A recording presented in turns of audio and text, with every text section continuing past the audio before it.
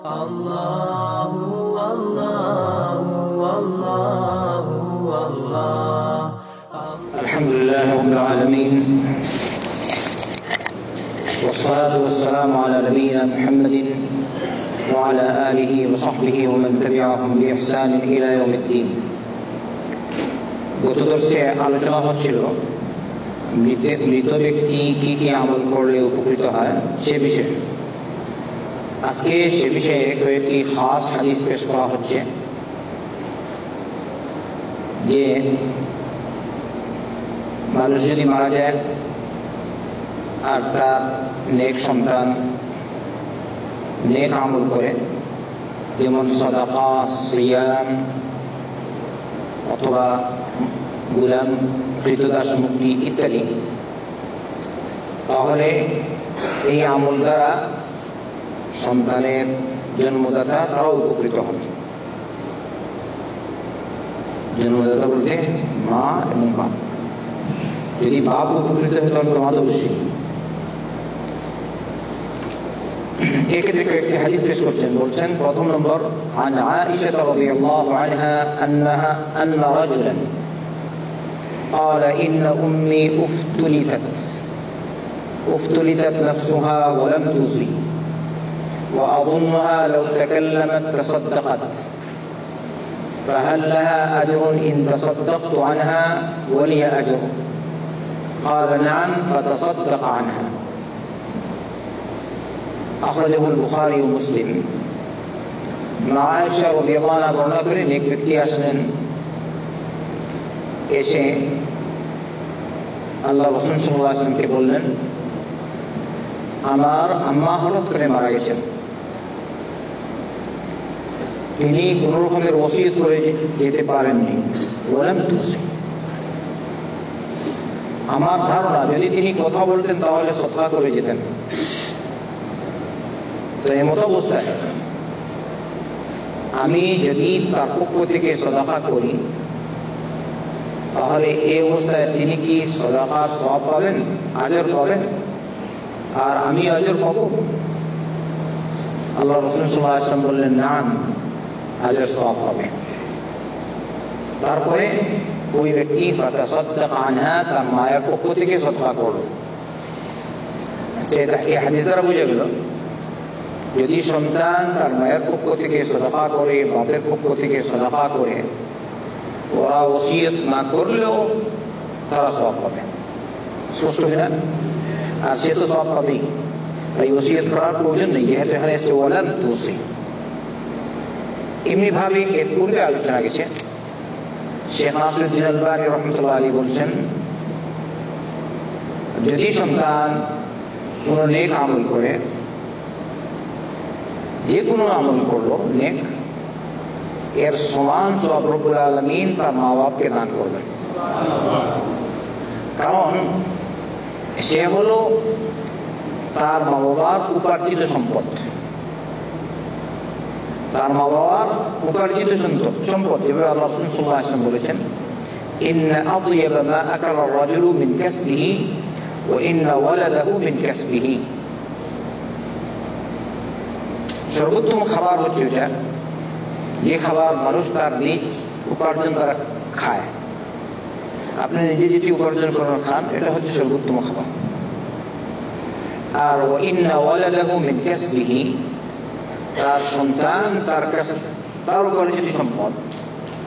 অতএব আপনার উপার্জিত সম্পদ থেকে যদি কিছু বাড়ে তো এটা কি হয়? আপনার হয় না? আপনি ব্যবসায় লাগালেন 1 লাখ টাকা, আরো 1 লাখ আসলো, আপনার না অন্য কারো, এর থেকে বাড়ছি। তো আপনার উপার্জিত সম্পদ আপনার সন্তান, ওরা যা করছে ওটা আপনার। বলেন সুবহানাল্লাহ। কথাটা যুক্তিযুক্ত মনে করছি, আর বাস্তব হাদিসকে সামনে রেখে বলছেন। অন্যদিকে আল্লাহর রহমত হচ্ছে ওয়াসিআ, প্রশস্ত। আল্লাহর রহমত ওয়াসিআ, প্রশস্ত। আল্লাহর রহমতকে কেন আমরা ছোট করব? আল্লাহর রহমত, আল্লাহ পাক রব্বুল আলামিন 100টি রহমত সৃষ্টি করেছেন। এর মধ্যে থেকে একটি রহমতকে সমস্ত সৃষ্টির মধ্যে বন্টন করে দিয়েছেন, যার ফলে বাপ সন্তানকে ভালো পায়, মা সন্তানকে ভালো পায়, সন্তান মাকে বাপকে ভালো পায়, স্বামী স্ত্রীকে, স্ত্রী স্বামীকে, বা এইরকম বন্ধু বন্ধুকে, প্রত্যেক প্রাণী এই এক রহমতের কারণে, একটি গুণের কারণে একটা আরেকটাকে ভালো পায়। সুবহানাল্লাহ। আচ্ছা বলেন তো, শুধু আমরা নাকি? ঘোড়া ভালো পায় না? আল্লাহ রাসূল সাল্লাল্লাহু আলাইহি ওয়াসাল্লাম বলেছেন, ঘোড়া তার পা তুলে রাখে তার সন্তানের উপর থেকে, যেন সন্তানের উপর তার পায়ের ঘোড়ার খুরের আঘাত না লাগে, ওই এক রহমতের কারণে। আচ্ছা বলেন তো, সাপকে ভালো পায় কিনা? সাপের বাচ্চাকে? সাপ সাপের বাচ্চাকে ভালো পায়। সরাসরি দেখেছেন কেউ? দেখেছেন? আচ্ছা, মুরগি তো সবাই দেখি আমরা। আল্লাহু আকবার। মুরগি ছোটবেলা দেখতাম, মুরগি যেমন উপরে চিল এসেছে বা এরকম বাচ্চা নিয়ে যাবে, সে মুরগি কি সুন্দর করে, আর অটোমেটিক বাচ্চারা এসে তার ডানার নিচে এসে বসে যায়। সুবহানাল্লাহ। এখন আছে কিনা? নাই। 40 বছর আগে সংবাদ, কিয়ামত পর্যন্ত থাকে। সুবহানাল্লাহ। তাহলে এবারে বুঝেন, এই এক রহমতের কারণে এরকম। তাহলে বাকি 99 রহমত কই গেল? আল্লাহ রাসূল বলেছেন সাল্লাল্লাহু আলাইহি ওয়াসাল্লাম, বাকি 99টি রহমত রব্বুল আলামিন কিয়ামতের দিন তার নেক মুমিন বান্দাদের ক্ষেত্রে আল্লাহ পাক ব্যবহার করবেন। তো ওই দিন 99টি রহমত রব্বুল আলামিন তার মুমিনদের জন্য ব্যবহার করবেন। এত সত্ত্বেও যারা আল্লাহর রহমত থেকে বঞ্চিত হয়, এদের থেকে বঞ্চিত আর মাহরুম আর কে হতে পারে? আর ওই দিন ওরাই বঞ্চিত হবে যারা শিরক যুক্ত, শিরক করা অবস্থায় মারা যাবে, ওরা মাফ পাবে। যারা শিরকে লিপ্ত থাকা অবস্থায়, আর অথবা শিরকের সমমানের গুনাহ যারা করবে, কুফরি, তো শিরক আর কুফরি করা অবস্থায় যারা মারা যাবে, ওরা কিন্তু আল্লাহর রহমত পাবে না। আল্লাহ রাব্বুল আলামিন তাদের সাথে ন্যায় বিচার করবেন, কারণ আল্লাহ জুলুম করে না। ওমা রাব্বুকা বিযাল্লামিল লিল আবিদ, তোমার রব তার বান্দাদের উপর জুলুম করেন না। তো এইগুলো একটি হাদিস। এই ব্যক্তি বললেন, ইয়া রাসূলুল্লাহ, আমার আম্মা হঠাৎ করে মারা গেছেন, তিনি ওসিয়ত করে যাননি। আমার ধারণা যদি তিনি কথা বলতেন তাহলে হয়তো সাদাকা করতেন, কথা বলতেন, সাদাকা করতেন। তার ধারণা এটা, নাও তো হতে পারে, ঠিক না? এটা হচ্ছে তার ধারণা। আল্লাহ রাসূল সাল্লাল্লাহু আলাইহি ওয়াসাল্লাম বললেন, যদি তুমি সাদাকা করো তার পক্ষ থেকে, যেভাবে তিনি বললেন, আমি সাদাকা করলে কি আমার মা সওয়াব পাবেন আর আমিও সওয়াব পাবো? আল্লাহ রাসূল সাল্লাল্লাহু আলাইহি ওয়াসাল্লাম বললেন, হ্যাঁ, তোমার মাও সওয়াব পাবে, তুমিও সওয়াব পাবে। মাশাআল্লাহ, মাশাআল্লাহ। আরেকটি হাদিস আব্দুল্লাহ বিন আব্বাস রাদিয়াল্লাহু আনহু কর্তৃক বর্ণিত, বলছেন, আন্না সাদ ইবনে উবাদা আখা বনি সাআদা توفيت أمه وهو غائب عنها، فقال يا رسول الله إن أمي توفيت وأنا غائب عنها، فهل ينفعها إن تصدقت بشيء عنها؟ قال نعم. قال فإني أشهدك أن حائط المحراب صدقة عليها، أخرجه البخاري وأبو داود والنسائي। সাদ বিন উবাদা তার আম্মা মারা গেছেন, এমন অবস্থায় যখন তিনি তার থেকে অনুপস্থিত ছিলেন, হয়তো তিনি বাইরে ছিলেন। যারা আমরা এখানে, আর আমাদের মা বাপ বেশিরভাগ লোকের কোথায়? বাংলাদেশ অথবা ইন্ডিয়া, তাই না? আমরা এখানে বাইচান্স একজন দুজন হয়তো পাওয়া যেতে পারে, তাও তো সবসময় রাখেন মা বাপকে, যদি পজিশন ভালো হয় অথবা তৌফিক হয় আল্লাহ, বাইচান্স নিয়ে আসে তো ফ্যামিলি, কিন্তু মা বাপকে তো সবসময় রাখে না। তো আল্লাহ হজ করালো, আমরা করলো, সবাই বাংলাদেশ। তো সাদ বিন উবাদা এর মা মারা গেলেন এমন অবস্থায় যখন তিনি তার থেকে দূরে ছিলেন, অনুপস্থিত। তো বললেন, ইয়া রাসূলুল্লাহ, ইন্না উম্মি তুফিয়াত ওয়া আনা গায়িবুন আনহা, আমার আম্মা মারা গেছেন এমন অবস্থায় যখন আমি তার থেকে দূরে ছিলাম, তার অদৃশ্যে ছিলাম। তো এই অবস্থায় ফাহাল ইয়ানফুহা ইন তাসাদদাকতু বিশাইইন আনহা, তো আমি যদি আমার মায়ের পক্ষ থেকে কোনো কিছু সাদাকা করি তো এর দ্বারা কি তিনি উপকৃত হবেন? বললেন না, উপকৃত হবেন। তাই অনেক লোক আছে সৌদিরা, দেখবেন আপনারা জানেন না, সবাই বুঝেন না, কিছু লোক আছে ওয়াকফের সঙ্গে শামিল। আমাদের সেন্টারের পক্ষ থেকে বিভিন্ন জায়গায় ওয়াকফ আছে। ওয়াকফ আমরা সব ওয়াকফ করে দিলাম বাংলাদেশে আল্লাহর জন্য, যেমন মসজিদ মানে ওয়াকফ, অথবা তিনি মাদ্রাসা বানিয়ে দিল এরকম ওয়াকফ। মায়ের পক্ষ থেকে আমাদের সেন্টারের পক্ষ থেকে অনেক আছে, বাংলাদেশেও আছে। মায়ের পক্ষ থেকে মানুষ করে দেয়, বাপের পক্ষ থেকে করে দেয়। তো এমন কাজ করবে মা বাবার পক্ষ থেকে, অল্পই হোক যেন সদকায়ে জারিয়া থাকে, চেষ্টা করবে। যেমন একটা মসজিদ হচ্ছে, কিন্তু এখানে কথা বেদাতি কার্যক্রমে অংশগ্রহণ করা যায় না। যেসব মাদ্রাসায় অথবা মসজিদে বেদাত হয়, ওগুলো যদি আপনি বাড়াবার চেষ্টা করেন তাহলে তো আপনি আরো বেদাত সম্প্রচার করার চেষ্টা করেন। তাই এই অবস্থায় সওয়াব না হয় গুনাহ। ওয়ালা তাআওয়ানু আলাল ইসমি ওয়াল উদওয়ান। আমি আপনাদেরকে বলছি, দুনিয়ার ইজ্জত দেখবেন না, আখিরাতের ইজ্জত দেখবেন। আখিরাতের ইজ্জত বড় না দুনিয়ার ইজ্জত? আপনি হয়তো একটা মসজিদ বানিয়ে দিলেন বেদাতি এলাকায়, ওরা খুব খুশি, ও তো ওখানে ইয়ানবী সাল্লাল্লাহু মারে, অথবা জিন্দা নবী মারে, অথবা হু হু মারে, আরো কত কিছু, সবে মেরাজ, সবে এই যত আছে সব মারে। আপনি তাদেরকে সহযোগিতা করলেন, তখন তাদের ইজ্জত আরো বাড়লো, বেদাত আরো প্রচার করলেন। তো এই অবস্থায় বেদাতি কাজে আপনি সহযোগিতা করলেন। রব্বুল আলামিন বলেছেন ওয়ালা তাআওয়ানু আলাল ইসমি ওয়াল উদওয়ান, গুনাহের কাজে, জুলমের কাজে পরস্পরে তোমরা সহযোগিতা করো না। আর এটা আমি বলিনি, শেখ আব্দুল্লাহ বিন আব্দুর রহমান আল জিবরিন রাহমাতুল্লাহি আলাইহির ফতোয়া রয়েছে। কোন একটি হাইয়াতুল ইরাদা আল ইসলামিয়ার পক্ষ থেকে তাকে প্রশ্ন করা হয়েছিল, 100টি প্রশ্ন। এর মধ্যে থেকে 100টি প্রশ্নের উত্তর দিয়েছেন। আর এর মধ্যে থেকে এরকম ছিল যে বেদাতি মাদ্রাসায় বা মসজিদে সহযোগিতা করা কি জায়েজ? তিনি বলছেন জায়েজ না। এই হলো তার দলিল, ওয়ালা তাআওয়ানু আলাল ইসমি ওয়াল উদওয়ান। তাই আমি আর কি বলবো, আপনারা বাকি বুঝেন। বেদাতি গ্রুপ আছে বাংলাদেশ বিভিন্ন জায়গায়, আপনারা নিজেরাই চিহ্নিত করুন।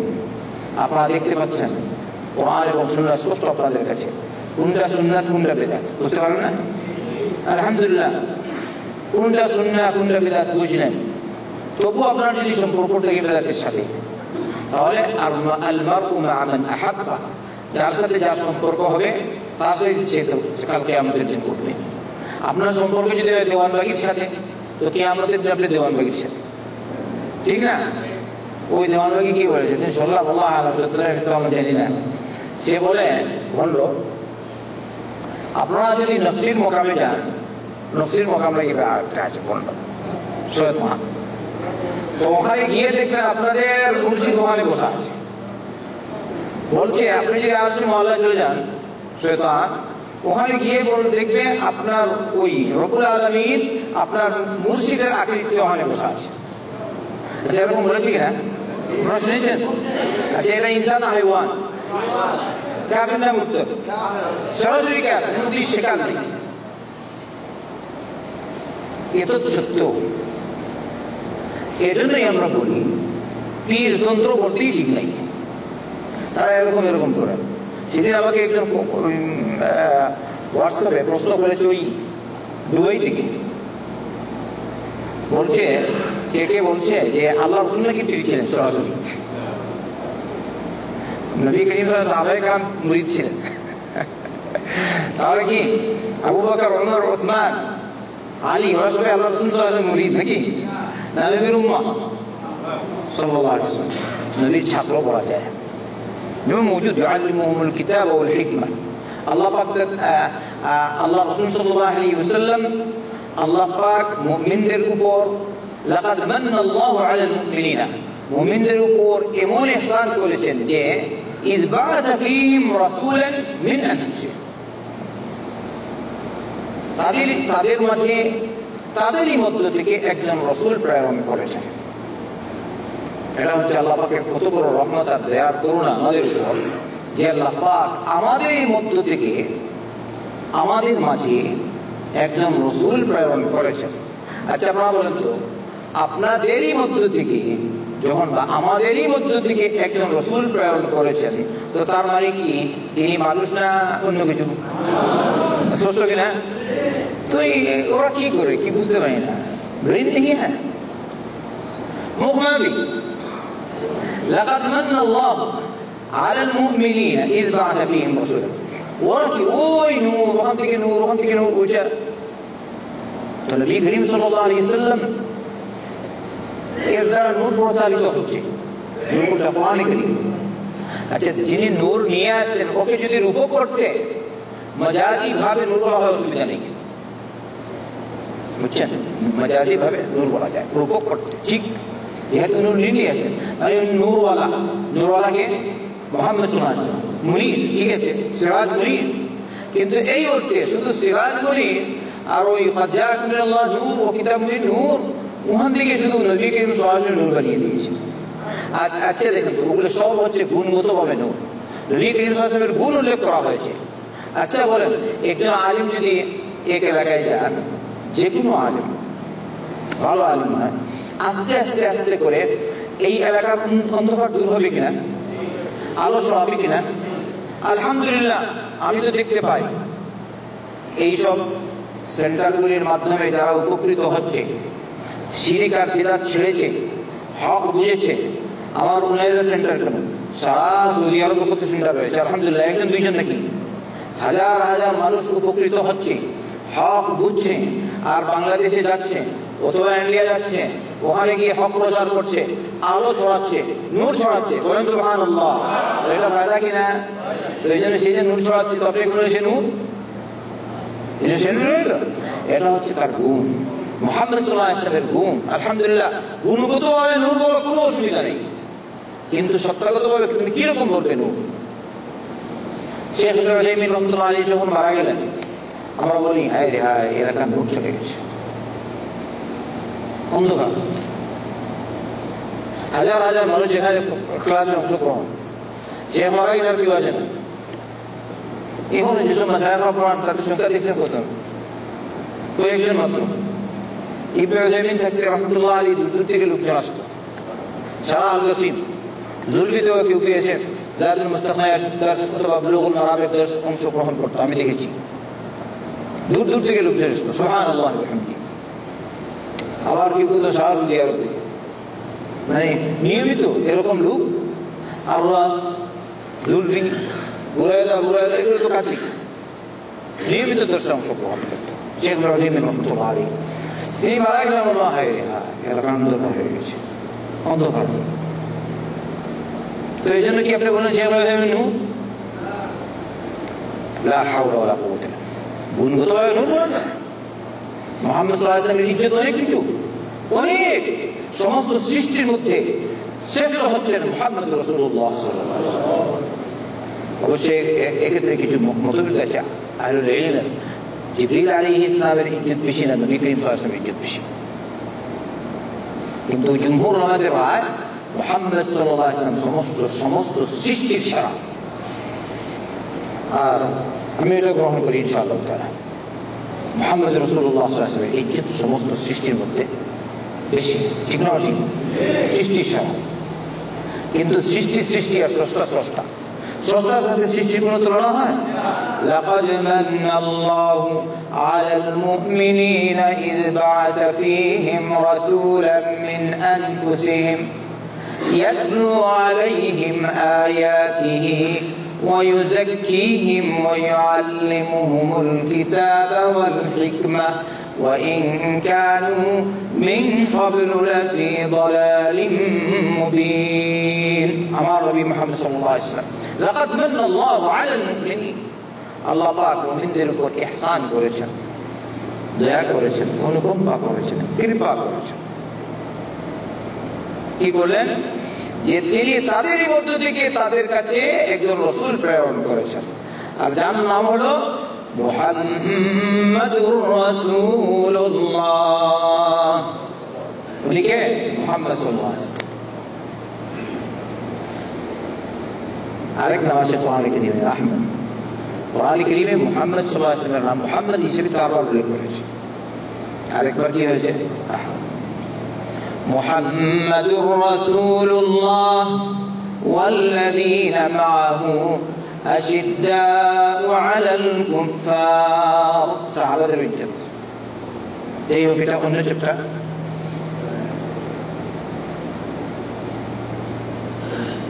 মুহাম্মদ সাল্লাল্লাহু আলাইহি ওয়াসাল্লাম আমাদের জন্য রহমত, বরং সমস্ত সৃষ্টির জন্য রহমত।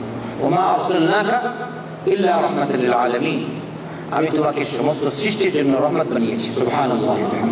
তো আল্লাহ যদি বলে রহমত, তুমি তোমার কি জ্বলে? তোমার জ্বলা সৃষ্টি হয় কেন? কিন্তু কথা হচ্ছে মুহাম্মদ সাল্লাল্লাহু আলাইহি ওয়াসাল্লামের ইজ্জত যতটুকু আছে ততটুকু রাখতে হবে, বাড়াবাড়ি করা নিষেধ। যেভাবে সহিহ বুখারীতে এসেছে, বলেছেন আল্লাহ রাসূল সাল্লাল্লাহু আলাইহি ওয়াসাল্লাম, লা তুতুরুনি কামা আতরাতিন নাসারা ঈসা ইবনে মারইয়াম ফাইন্নামা আনা আবদুন ওয়াকুলু আবদুল্লাহি ওয়া রাসূলুহু। তোমরা আমার মর্যাদা দেখাতে গিয়ে বাড়াবাড়ি করবে না, সীমালঙ্ঘন করবে না। যেভাবে কথিত নাসারারা যেভাবে ঈসা আলাইহিস ইসলামের ক্ষেত্রে বাড়াবাড়ি করেছে, ওই রকম তোমরা আমার মর্যাদা দেখাতে গিয়ে বাড়াবাড়ি করবে না। আমি তো হলাম এক আল্লাহর এক বান্দা মাত্র। অতএব তোমরা আমাকে বলবে আমি হলাম আল্লাহর বান্দা এবং তার রাসূল। তাই আপনি দেখবেন কালিমা শাহাদাত আমরা যখন পড়ি, বলি আশহাদু আল্লা ইলাহা ইল্লাল্লাহ ওয়াহদাহু লা শারীকা লাহু ওয়া আশহাদু আন্না মুহাম্মাদান তারপরে কি আবদুহু ওয়া রাসূলুহু। বলেন কিনা? সুবহানাল্লাযী আসরা বিআবদিহি আবদিহি লাইলা। হালকা শোয়া একটু আওয়াজ হচ্ছে। সুবহানাল্লাযী আসরা বিআবদিহি, ইবাদতের যে গুণ এটা সবচেয়ে উপরে। তাহলে যেসব ইবাদতগুজার বান্দা রয়েছে সৃষ্টির মধ্যে, সবার মধ্যে শ্রেষ্ঠ ইবাদতকারী হলেন কে? বলেন মুহাম্মদুর রাসূলুল্লাহ সাল্লাল্লাহু আলাইহি ওয়াসাল্লাম। তাই আল্লাহ রাসূল বলেছেন সাল্লাল্লাহু আলাইহি ওয়াসাল্লাম, আমি তোমাদের মধ্যে সবচেয়ে বেশি আল্লাহকে ভয় করি। ইন্নী আখশাকুম ওয়া আতকাকুম লাহু। আর বেশি তাকওয়া আর পরহেজগারি আমার মধ্যেই। অতএব যেভাবে হাদিসে আছে, আমি কি করি? সালাত করি, ঘুমাই, আমি সিয়াম পালন করি, সিয়াম ছাড়ি, আমি বিয়ে শাদী করি। আল্লাহ রাসূল সাল্লাল্লাহু আলাইহি ওয়াসাল্লাম বলেছেন, অতএব যে কেউ আমার সুন্নতের উপর আমল করলো না, সে আমার উম্মতের অন্তর্ভুক্ত না। তাই বেশি ইবাদত করা উদ্দেশ্য না। উদ্দেশ্য কোনটা? আল্লাহর সন্তুষ্টি। কার তরিকায়? মুহাম্মদ সাল্লাল্লাহু আলাইহি ওয়াসাল্লামের তরিকায়। আপনি ইবাদত করেন অতিরিক্ত, কিন্তু নবীর তরিকা না, গ্রহণযোগ্য না।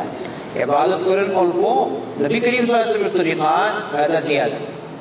আর ইবাদত জিয়াদা কি সারা রাত ঘুমায় না, পরে ফজর পড়ে, হয় কিনা?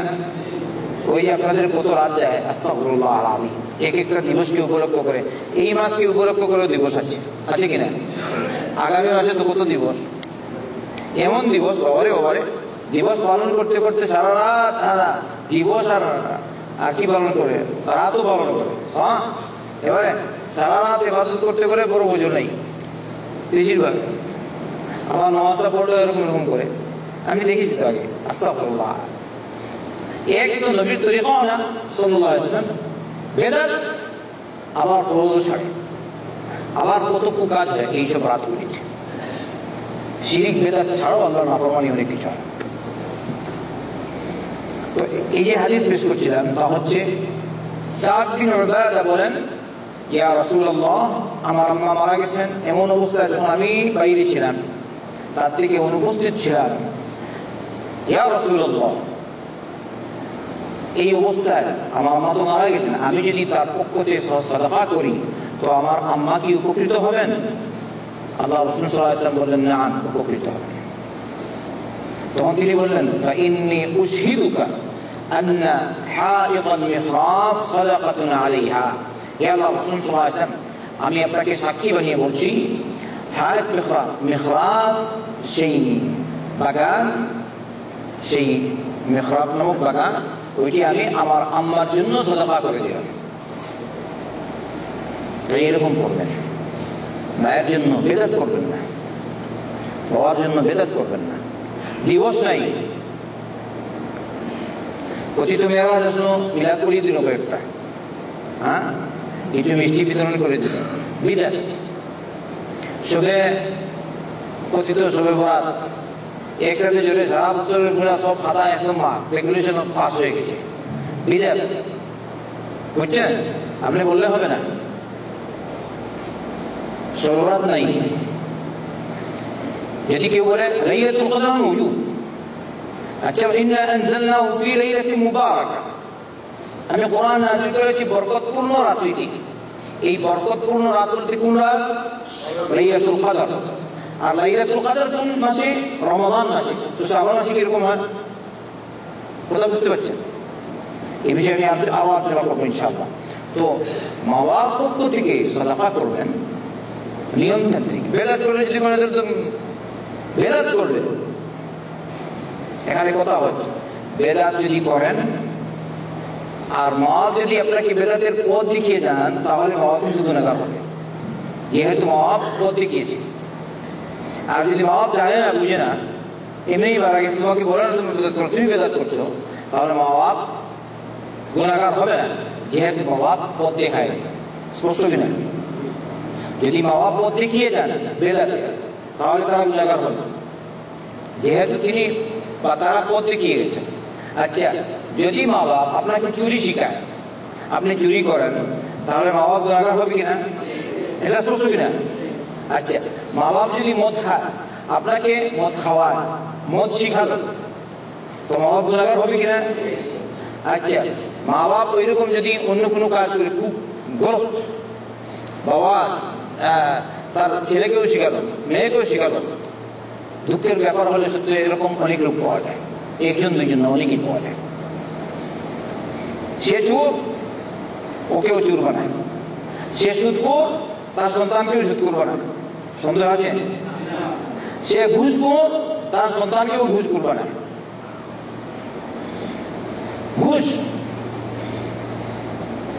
ঘুষ খেয়ে হককে না হক করে, না হককে হক করে, করে কিনা? আপনি যে বলেন বিচারক বা বিচারপতি, সব কি অবস্থা আমাদের দেশের? আস্তাগফিরুল্লাহ আলাইহি। আর রাশি ওয়াল মুরতাশি ফিন নার, ঘুষ দিবে যে সেও জাহান্নামে, আর ঘুষ খাবে যে সেও জাহান্নামে। তবে আহলুল ইলম বলে থাকেন, যদি ঘুষ দেয় না দিলে মুশকিল, ক্ষতি তো কি করবো, এটা তো এই অবস্থা আল্লাহ মাফ করবে, কিন্তু তুমি যথাসাধ্য চেষ্টা করবে ঘুষ দিবে না। কেন ঘুষ দিবে? বিশেষ মুশকিল না, আমার কোটি কোটি টাকা সম্পত্তি যাচ্ছে, আমার কিছু না দিলে হয় না, 1 লাখ টাকা সব চলে যাবে, তাই না? তো ওই সময় স্থানীয় উলামাদের থেকে ফতোয়া নেবে, সরাসরি নিজে আলিম হয়ে যাবে, খালি সবাক সবাই। কারণ আল্লাহ রাসূল সাল্লাল্লাহু আলাইহি ওয়াসাল্লাম উভয় ক্ষেত্রে বলেছেন, আর রাশি ওয়াল মুরতাশি কিলাহুমা ফিন্নার। তাই ঘুষের পথ দেখিয়েছো, সুদের পথ দেখিয়েছো, আর তুমি আল্লাহর ওলি হয়ে গেছো। অন্যদিকে বাচ্চা নামাজ পড়ুন, বাচ্চাকে তুমি নামাজের নির্দেশ দিবে 7 বছর হলে, 10 বছরে 10 বছর হলে কি হবে? নামাজের জন্য প্রহার করবে, মানে নিয়মতান্ত্রিক আর কি। আমাদের তো মাইটা প্লেজ হয়ে যায়, মুশকিল হয়, জুলুম হয়ে যায়। জুলুম করা ঠিক না, নিয়মতান্ত্রিক মারবে। হ্যাঁ, আল্লিগু الصوت في بيوتكم فإنه أدب لهم। বেদ ঘরে ঝুলিয়ে রাখবে, বাচ্চারা দেখে আদব, কিছু বেদও থাকবে। আগে আমরা বেদ ছিল, এখন তো বেদও নাই মনে হয়, কিন্তু বেদ কেউ কেউ আছে কি অতিরিক্ত, এটা নিষেধ। এমন ভাবে বাবারা, যার কারণে বাচ্চা জখম হয়ে যায়, চামড়া ফেটে যায়, না নিয়মতান্ত্রিক। আবার কেউ কেউ দেখবে এক ধমক দিয়ে খারাপ 1 মাস ইয়াদ থাকে। তুমি বাপ হবে বাবার মতো, তুমি এরকম, তুমি তার সাথে খেলাধুলা করতে সে তো এরকমই তো। আচ্ছা, হাসি মজাক করা জায়েজ কিনা বাপ সন্তানদের সাথে? নিয়মতান্ত্রিক করবে, কিন্তু এরকম করবে না যার কারণে বাচ্চা তোমার সাথে আদবের ব্যবহার করে না, এরকম যেন না হয়। তুমি বাচ্চা জগৎ,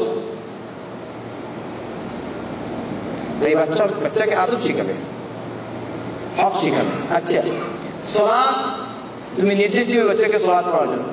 আরে এখনো বাচ্চা 15 বছরের আগে আগেই বলে দেয় নামাজ যেন না পড়ে, যে এরকম লোক আছে কিনা? বাচ্চা বাড়ি হয়ে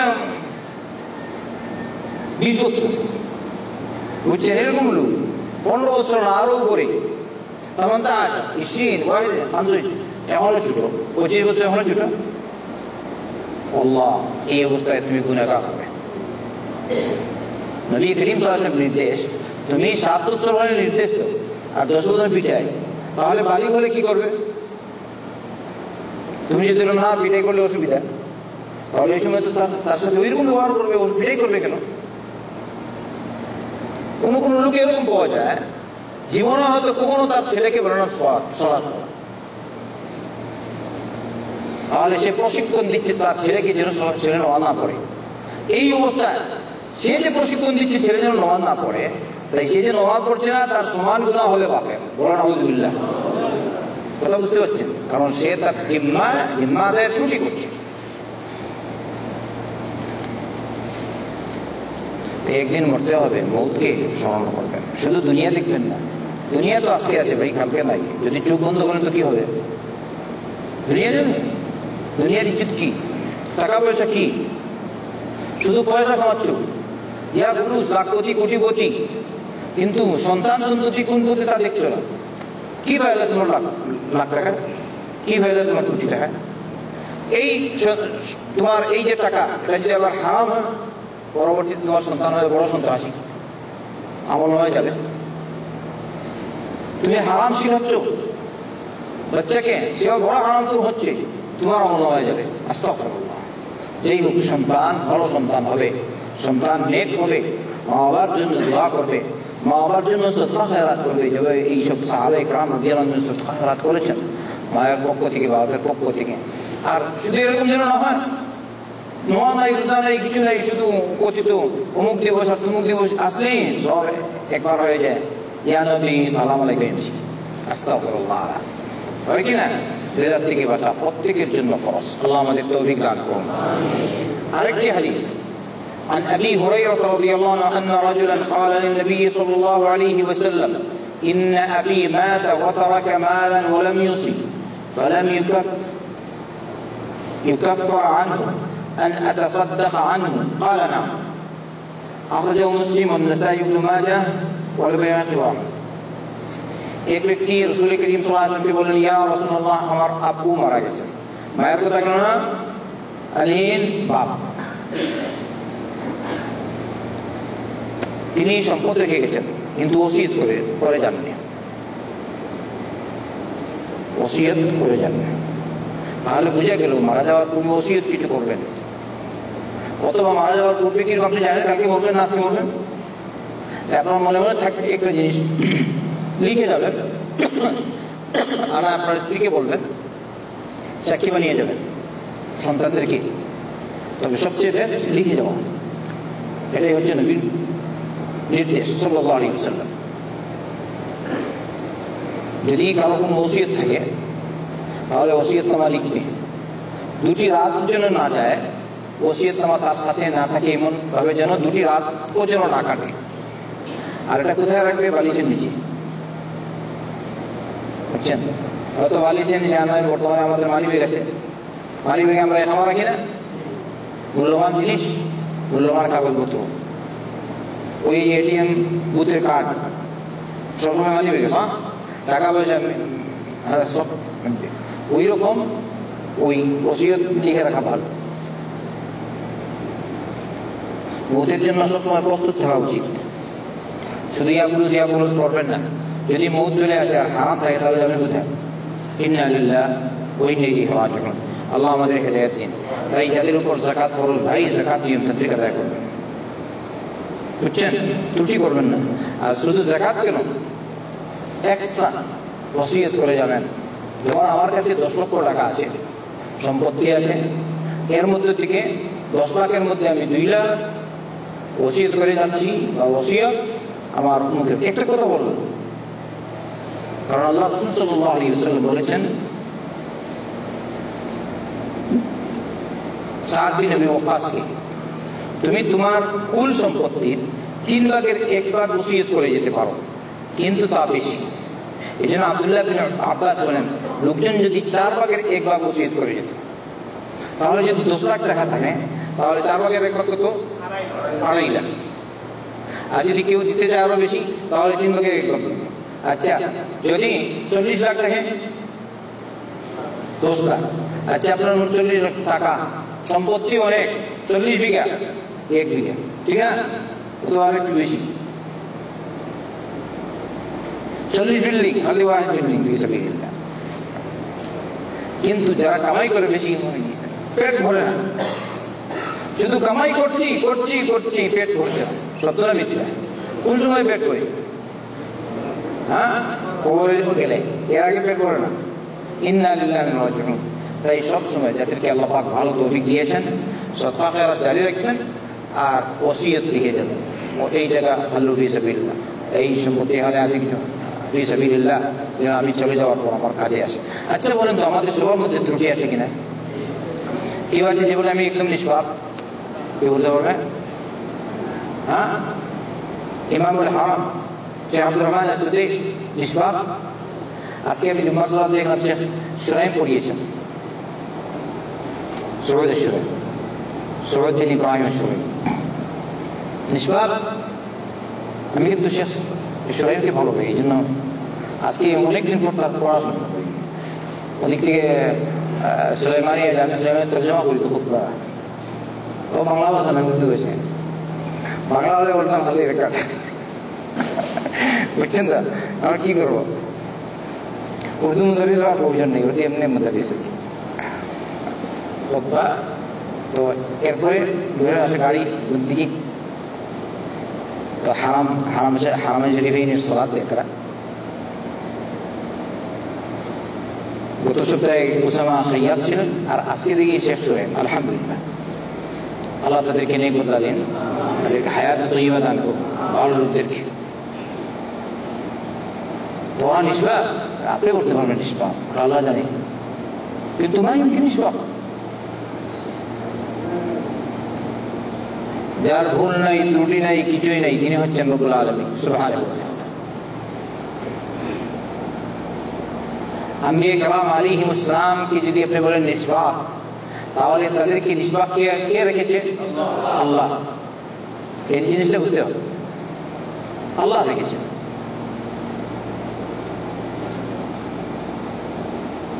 কবিরা গুনাহ থেকে নিষ্পাপ, ইশকাল নেই।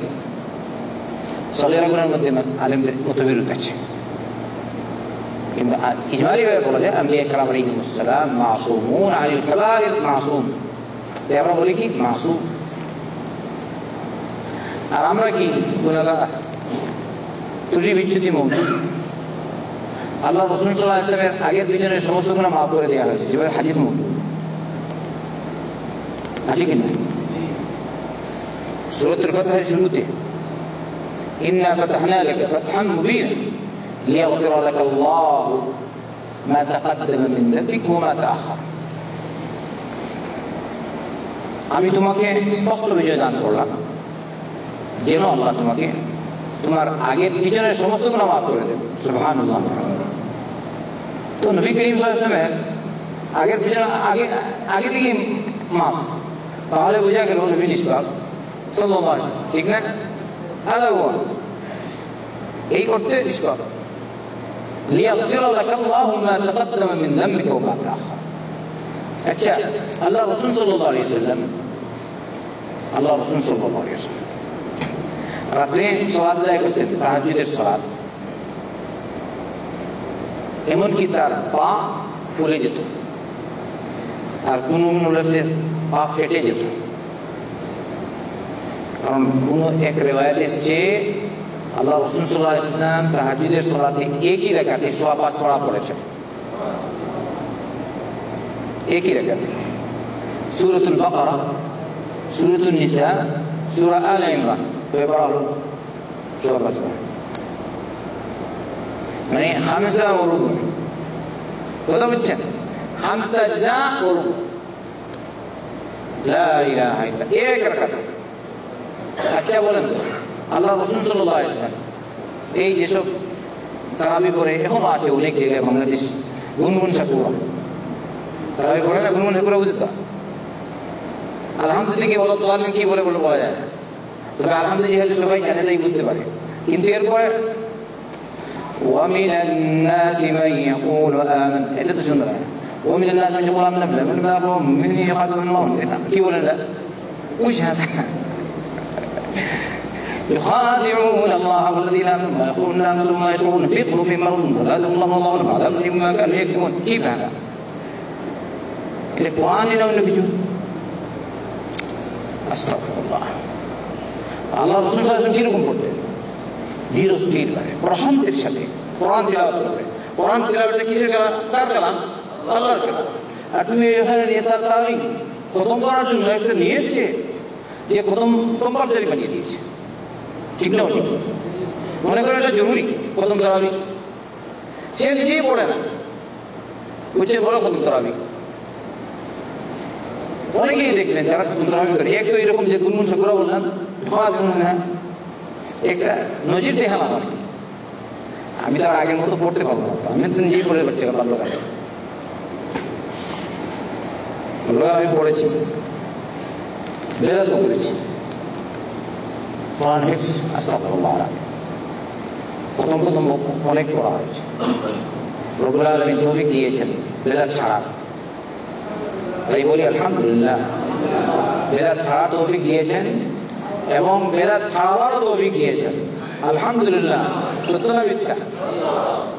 কিন্তু ছোটবেলা বেদাত করেছি, কোরআন হতো নাউযুবিল্লাহ কি আল্লাহর কালামের ভিড়। আমি তো আলহামদুলিল্লাহ এখনো তারাবি পড়াই, কিন্তু এখন এই সৌদিতেই কয়েকবার খতম করেছি তারাবিতে, একবার দুইবার নয়, অনেকবার। ইদানিং খতম নাই, বরং 10 পড়া করি, 12-10 পড়া সারা রমজান মাস, কিয়াম কিয়াম সব ঠিক। কোরআন দিয়ে যা পড়া করি অল্প, ও আলহামদুলিল্লাহ বারাকা। কেউ যারা পিছনে ওরাও ঠিক আছে, খুশি, মুমতাজ। কি গুনগুন সাকুরা বলে খতম শেষ করে মানিও বুঝে না, কিছুই বুঝে না, হাওয়া নাই নাও নেই। আমার নবী মুহাম্মদ সাল্লাল্লাহু আলাইহি ওয়াসাল্লাম রাত্রিকালীন সালাত, তাহাজ্জুদের সালাত পড়লে, কিয়াম লাইল পড়লে, হাদিসে এসেছে যেখানে আল্লাহর গুণগান বর্ণনা তাসবিহ করতেন। জান্নাতের কথা আসলে জান্নাতের ভিক্ষা চাইতেন আল্লাহর কাছে, জাহান্নামের কথা আসলে জাহান্নাম থেকে আল্লাহর কাছে আশ্রয় চাইতেন, আছে কিনা? এবারে তুমি বলো আল্লাহ তো গুণ প্রশান্তির সাথে পড়ে। ومن الناس من يقول آمنا بالله وباليوم الآخر وما هم بمؤمنين। যদি মনে হয় এরকম না হয়, খালি শুয়ে দেওয়া যায়, কিন্তু স্পষ্ট মানে যদি আপনি একটু দ্রুত পড়েন যেন কোরআন বোঝা যায়, স্পষ্ট। يخادعون الله والذين آمنوا وما يخدعون إلا أنفسهم وما يشعرون في قلوبهم مرض فزادهم الله مرضا ولهم عذاب أليم بما كانوا يكذبون.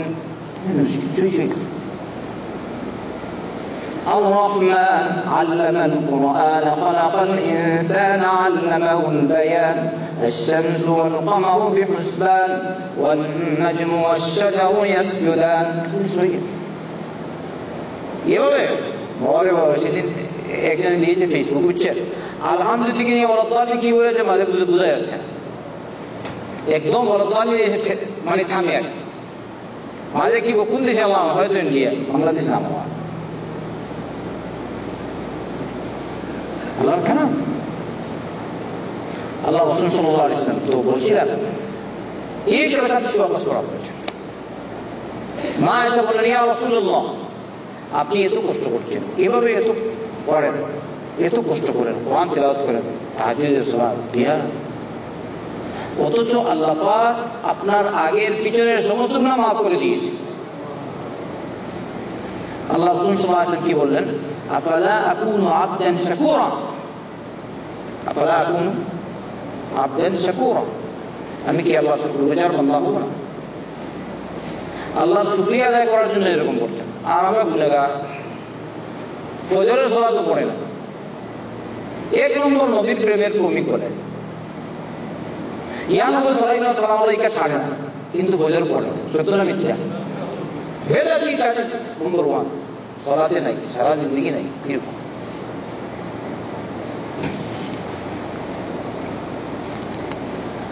পাঁচ ওয়াক্ত সালাত না পড়ে যতই আপনি নফল ইবাদত কোনো কাজে বৃথা। সারা জিন্দগির নফল একদিকে আর একদিনের ফজর ফরজ সালাত একদিকে। সত্য না মিথ্যা? কোন ইখতিলাফ আছে? তোমার আসলে নাই তো নফল কি হবে? একটি হাসান পর্যায়ের রিওয়ায়াত এসেছে, আল্লাহ রাসূল সাল্লাল্লাহু আলাইহি ওয়াসাল্লাম বলেছেন, সর্বপ্রথম কিয়ামতের দিন মানুষের যে আমলের হিসাব হবে তা সালাত। সালাতের হিসাব নেওয়া হবে। যদি ফরজ সালাতে ত্রুটি থাকে তাহলে দেখা হবে নফল সালাত আছে কিনা। আল্লাহ বলবেন, দেখো আমার বান্দার নফল সালাত আছে কিনা, তো নফল সালাতের মাধ্যমে ফরজ সালাতের ত্রুটি করে দাও। তো তুমি তো ফরজ সালাতই নাই, তো ত্রুটি কি? ফজরই নাই, ডাইরেক্ট নাই। আচ্ছা, অনেকে তো 4 ওয়াক্ত পড়ে, ফজর নাই। আর অনেক মুসলিম এরকম দেখা দেখি পড়ে, 1 হোক 2 হোক 3 হোক না বুঝলে নামাজ পড়ে, অর্থাৎ সুযোগ বুঝে আজর নাই অথবা জোহর নাই, ঠিক আছে, বাজমান পড়া। এই অবস্থায় কি তুমি নামাজি হলে? তোমাকে মুসল্লি বলা যাবে না? নামাজি হবে ওই ব্যক্তি যে 5 ওয়াক্ত সালাত পড়ে। আপনারা কয় ওয়াক্ত পড়লেন? সবাই এক ওয়াক্ত? যারা এক ওয়াক্ত একবার হাত তুলেন। ইয়া আল্লাহ তুমি তৌফিক আতা করো। আল্লাহ মাশাআল্লাহ। আসল জিনিস ধরে রাখবেন, ফরজ ঈমানিয়াত আকাঈদ ঠিক রাখবেন, তাহলে বাকি দেখবেন ফায়দা ইনশাআল্লাহ তাআলা। তো এই সাহাবীরা নিয়ে রাসূলুল্লাহ আমার আব্বা মারা গেছেন, সম্পদ রেখে গেছেন, কিন্তু ওসিয়ত করে যাননি, হয়তো ভুলবশত বা এরকম। তাই বলছিলাম আমরা সবসময় চেষ্টা করব মৌতের প্রস্তুত থাকবো, মৌতের জন্য প্রস্তুত। আর কিছু মনে মনে রাখবো, এটা আর মনে মনে রাখলে হবে খালি হবে কিতাব। তো একটা ছেলে সেদিন ভালো, সে বলছে আমার ঢাকায় কয়েকটা বাসা করেছি, 2টা না 3টা হয়ে গেছে জানি। আমাদের এক মেয়ে হয়েছে, আরেক মেয়ে, বুঝছেন? ওরা আগে হয়েছে, অনেক আগে, আমার আরেকটা, 2 মেয়ে। তো এত সম্পত্তি কি করবে দেন? কি উদ্দেশ্য না, শুধু ফুরুস ফুরুস। আচ্ছা, মেয়ে রাখবে, মেয়ে নিয়মতান্ত্রিক পাবে, বাকি অংশ থাকবে কিনা? ওরা কারা নিয়ে যাবে? অন্য লোক নিয়ে যাবে। আচ্ছা, তুমি মারা গেলে তোমার এই যে 3টা বিল্ডিং তুমি নিয়ে যাবে, আরো সম্পত্তি আছে, ব্যাংক ব্যালেন্স আছে, নিয়ে যাবে। হ্যাঁ হ্যাঁ, ওই মাটি থেকে এসছো, আমার মাটিতে যাচ্ছ, তোমাকে লোকজন মাটির নিচে রেখে উপরের মানে নিয়মতান্ত্রিক, যেহেতু তুমি মুসলিম তাই ওখানে সুন্দর করে কবর করে তারা নিয়মতান্ত্রিক তোমাকে দাফন করে। সুবহানাল্লাহ। আর অনেক তো আছে এরকম মাটির চাপ দেয়, আর না হয় আস্তাগফিরুল্লাহ আল-আযীম আগুন দিয়ে জ্বালিয়ে দেয়। জ্বালায় কিনা আমাদের দেশে হিন্দুরা? ইয়া ইন্না লিল্লাহি। আমরা মুসলিম আলহামদুলিল্লাহ, কত ইজ্জতের সাথে যদি কোনো মুসলিম মারা যায়, গুনাহগার হোক আর যাই হোক, মুসলিম মানুষেরা তার গোসল দেয়, কাফন পড়ায়, তারপরে নিয়মতান্ত্রিক জানাজা সালাত পড়ে, তারপরে দাফন করে মাটির নিচে, কত ইহতিরামের সাথে সম্মানের সাথে দাফন করে। আর ওরা ওইসব মুশরিকরা আগে ভাগে আগুন দিয়ে জ্বালিয়ে দেয়। নাউযুবিল্লাহ মিন যালিক। আচ্ছা বলেন তো, গুনাহ এর মাফ হবে না গুনাহ বৃদ্ধি হচ্ছে? মানে সে বলছে এই তো আমরাই নিজে জ্বালিয়ে দিচ্ছি আগুনে, উপরওয়ালা তুমি আবার জ্বালাও। আস্তাগফিরুল্লাহ। আর আমরা কত সুন্দর মুসলিম। তাই এ মুশরিক হে অমুক যারা আল্লাহকে মানো না, আল্লাহর প্রতি চলে এসো, আল্লাহর একত্ববাদ মানো, ইবাদত করো একমাত্র আল্লাহ, বাকি আর কারো ইবাদত করো না। যত দেবদেবী আছে, যত দরগা আছে, যত দুর্গা আছে, পীর আছে, ফকির আছে, ওদের পূজা বাদ দিয়ে একমাত্র আল্লাহর ইবাদত করো। তুমি সত্যিকারের অর্থে যারা মুসলিম, তুমি সত্যিকারের অর্থে মুসলিম হও। আর যারা মুশরিক হিন্দু তোমরা চলে এসো ইসলামের ছায়াপথে। ইহুদি নাসারা সবাই চলে এসো একই পথে। কুল ইয়া আহলাল কিতাব তাআলু ইলা কালিমাতিন সাওয়াইন বাইনানা ওয়া বাইনাকুম আল্লা না'বুদু ইল্লাল্লাহ ওয়া লা নুশরিকা বিহি শাইআন ওয়া লা ইয়াত্তাখিযা বা'দুনা বা'দান আরবাবান মিন দুনিল্লাহ ফাইন তাওয়াল্লাউ ফাকুলু আশহাদু বিআন্না মুসলিমুন। হে নবী আপনি বলে দিন, হে কিতাবীরা তোমরা আসো এক কালিমার দিকে, একই কথার দিকে, যেটি আমাদের মাঝে তোমাদের মধ্যে সবার জন্য সমান। আর তা হচ্ছে কি, আমরা ইবাদত করবো একমাত্র আল্লাহ, আল্লাহ ছাড়া আর কারো ইবাদত করবো না, আল্লাহর সাথে কাউকে শরীক করবো না, আমরা একজন আরেকজনকে রব মানাবো না। যদি এত ছোট তারা যদি তোমার কথা না মানে, তাহলে তুমি তাদেরকে বলে দাও তোমরা সাক্ষী থাকো আমরা হচ্ছি মুসলিম। তাই ইহুদি নাসারাদেরকে আমরা বলতে পারি তোমরা সাক্ষী থাকো আমরা কি মুসলিম। কিন্তু আমরা তো বলি না, ইহুদি নাসারাদেরকে আপনি দাওয়াত দিবেন হকের পথে আসার জন্য। যেভাবে আপনি কবর পূজারী মুশরিক ওকে দাওয়াত দেন কিনা, কবর পূজা ছাড়তে দাওয়াত দেন কিনা, পীর পূজা ছাড়তে দাওয়াত দেন কিনা, ওইভাবে ইহুদি নাসারাকে সুযোগ বুঝে ওদেরকেও দাওয়াত দিবেন। আল্লাহ আমাদের সকলকে তৌফিক দান।